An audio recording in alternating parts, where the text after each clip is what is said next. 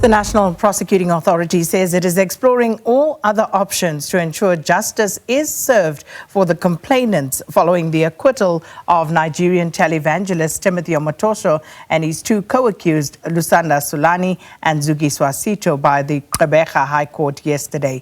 Omotoso and his co-accused faced more than 30 charges, which included rape, human trafficking and racketeering.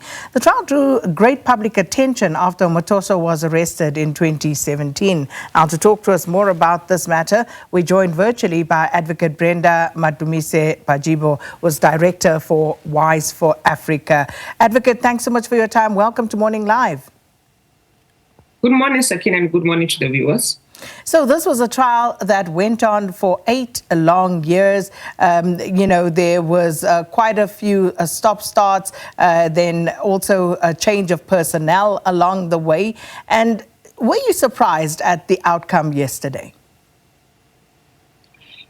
Sakina, it's not surprising, but I think we need to cast our eyes back to 2017 when Omotoso was arrested, and remember where he was arrested, right? So he was arrested as he was leaving the country at the airport. So that's the first thing, and I want South Africans to remember that why was he leaving the country? Because already at that point, the complainants had put the charges and the charges were already reported to the South African Police Service and investigations were underway, right?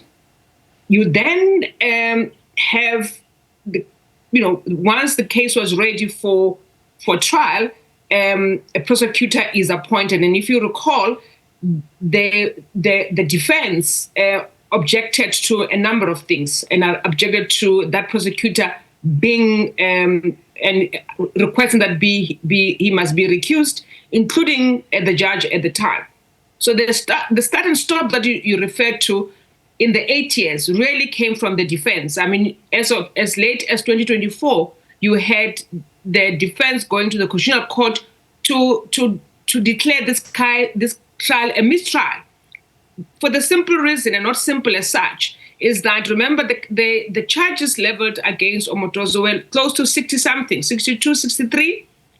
And because of the length of time it took, with many witnesses deciding they can't, have their lives put on hold because of this trial, they decided that they're tired. They don't want to proceed with this case.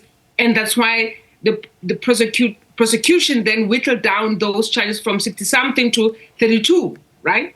For me, the disappointment is not being able to get a conviction even on one, right? And it's damning on the NPA.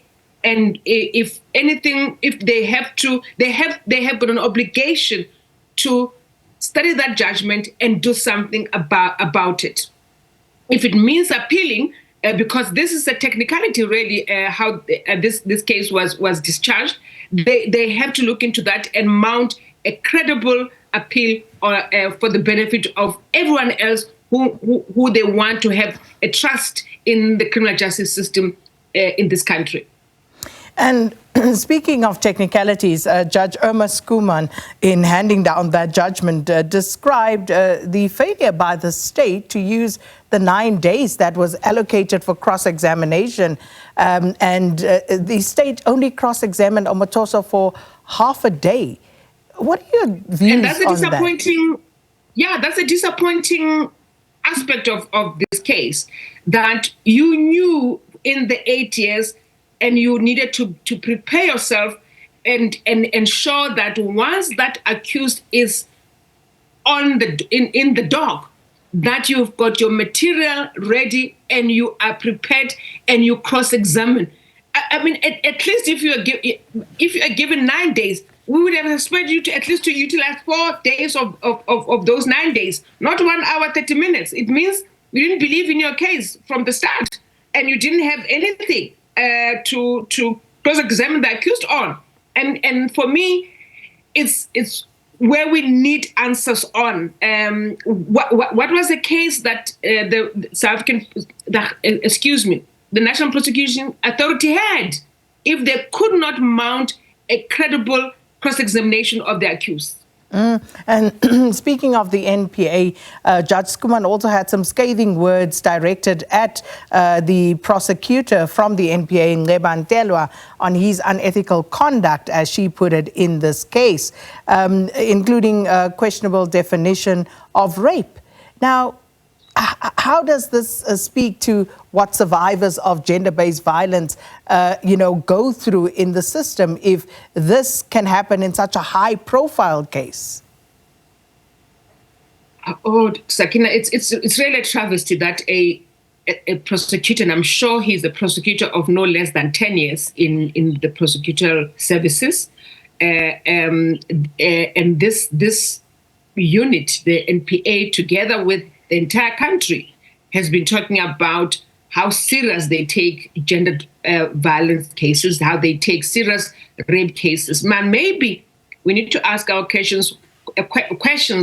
Why is it that they succeed in other cases and not succeed? So if you look at the case that just happened in Eastern Cape with the DNA, and where the DNA was used to identify the perpetrator, and you have a slam dunk case and you get a conviction, and where you are required to really apply your mind and look at all the facts before you, there's a struggle to understand what you are dealing with. And if you don't, even as a prosecutor, understand the definition of rape and know how to ask the question in such a way that you get the truth out of the accused, then you don't deserve to be a prosecutor in matters like these. And maybe the head of National Prosecuting Authority really needs to look at the team that she has that are given the responsibility of dealing with sexual crimes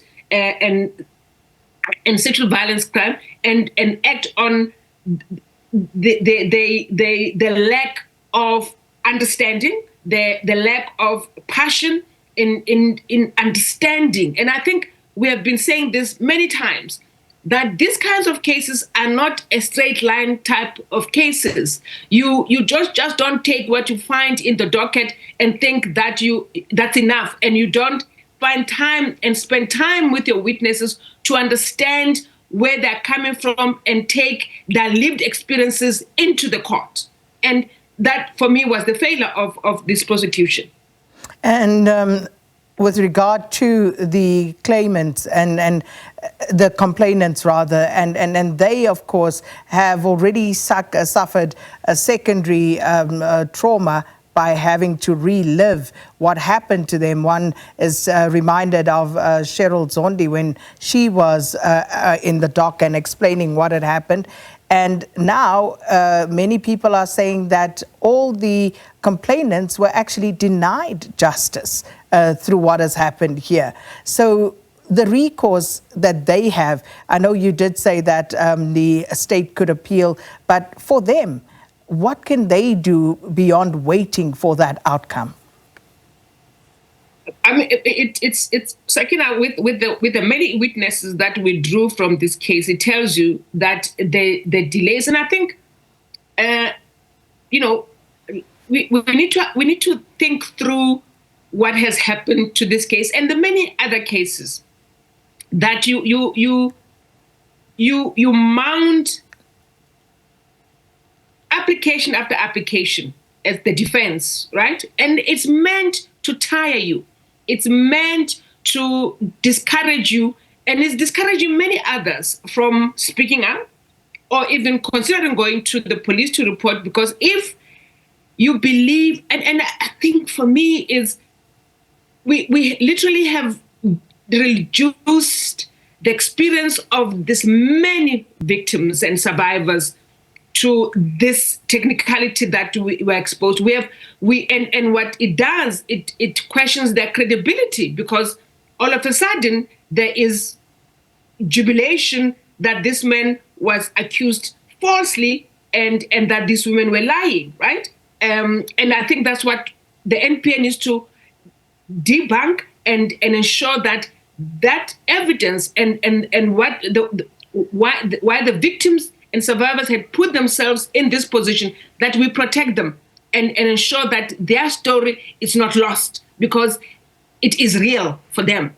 And they have to continuously live with it. And if you listen to what Cheryl Zonti said after the verdict was read out, all that she said was, all that I want from this, and that's how justice looks for her, is that I want him to be stopped from doing it again.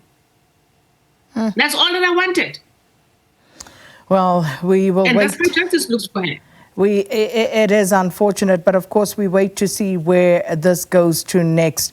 But thank you so much for helping us unpack and, just taking us through some of what happened during that case and what was handed down in the judgment and how that stacks up for the victims. That was Advocate Brenda Madumise-Pajibo, Director of Wise for Africa, giving us her analysis on that acquittal of Nigerian televangelist Timothy Omotoso and his two co-accused, Lusanda, Sulani and Zukiswa Sitho, after being accused of more than 30 charges, including rape and human trafficking.